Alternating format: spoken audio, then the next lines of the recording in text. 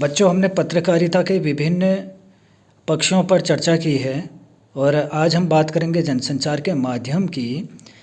बच्चों, सामान्य बोलचाल की भाषा में संप्रेषण एवं संचार को एक दूसरे के पर्यायवाची के तौर पर प्रयुक्त किया जाता है।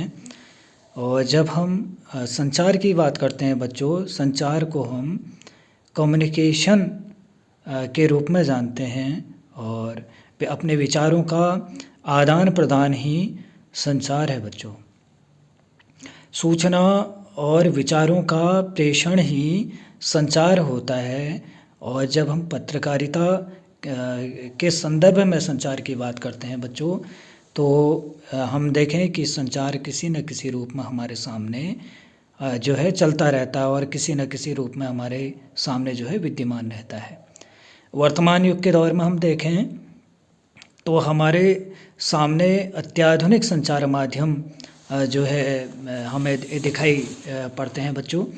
और वो अत्याधुनिक जो संचार के माध्यम हैं, संचार ने उनको जो है उसने संचार को हमारे जो भीतर की बात को है उसको दूसरे तक पहुंचाने में जो है हमारी मदद की है। उसने संचार को सरल बनाया है और प्रत्येक वर्ग और समुदाय को अभिव्यक्ति का अवसर भी इससे मिला है।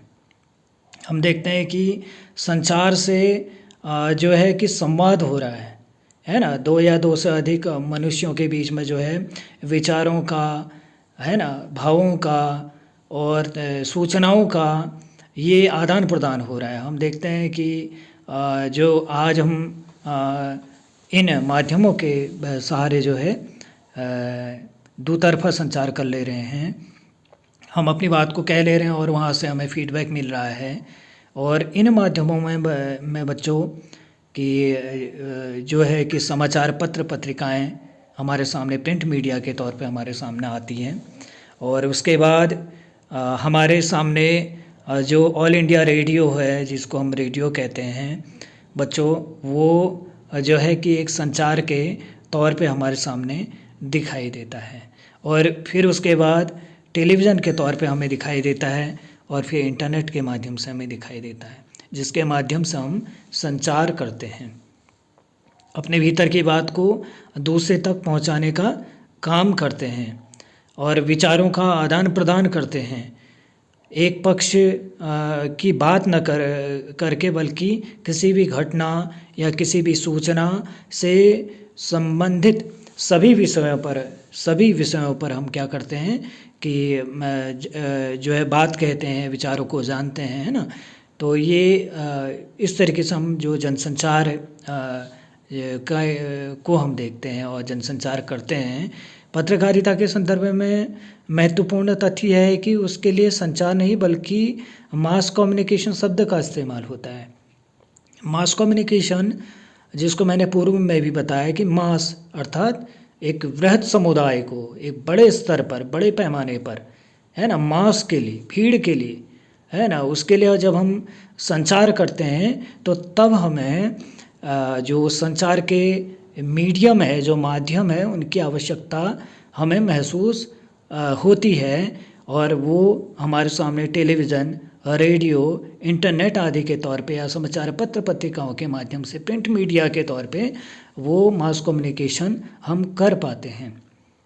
और हम सूचनाओं का उसमें प्रसार करते हैं, हम उसमें विचारों का आदान प्रदान करते हैं और हम उसमें संदेशों को जो है कि रिसीवर या जो प्राप्त करता है उन तक पहुंचाते हैं बच्चों।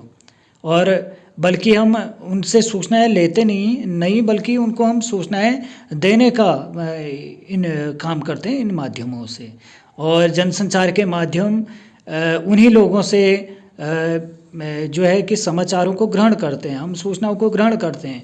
और जब हमने वो सूचनाएं ग्रहण की और हमने उसको फिर समाचार बना के उनके सामने हमने प्रस्तुत कर दिया है। तो जनसंचार के चाहे वो दूर संचार हो, चाहे वो रेडियो हो, चाहे वो पत्र पत्रिकाएं हों, तो इनके माध्यम से हम अपने विचारों को, जानकारियों को एक वर्ग से दूसरे वर्ग तक, एक व्यक्ति से दूसरे व्यक्ति तक और एक बड़े स्तर पर, वृहद पैमाने पर हम जो है इनका संप्रेषण करते हैं। इसमें प्रिंट मीडिया, जिसमें हम समाचार पत्र को रखते हैं, पत्र पत्रिकाओं को रखते हैं, जर्नल्स को रखते हैं, पुस्तकों को रखते हैं, और जो इलेक्ट्रॉनिक माध्यम है उसमें हम श्रव्य माध्यम, है ना, और एक तरफ दृश्य श्रव्य माध्यम होते हैं, मतलब रेडियो, ऑडियो कैसेट, है ना, और टेलीविज़न, वीडियो, फिल्म।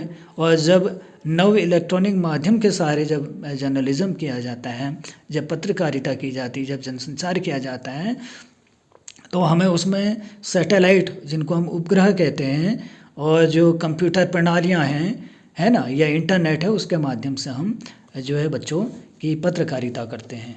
तो हम देखते हैं कि जो पत्रकारिता है, हमारी जो जर्नलिज्म है, वो इन जो माध्यम है, संचार के जो विभिन्न माध्यम जो हैं, इनके सहारे वो आसान हुआ है। अगली कक्षा में बच्चों हम कोई और विषय पर जानकारी हासिल करेंगे। नमस्कार, धन्यवाद।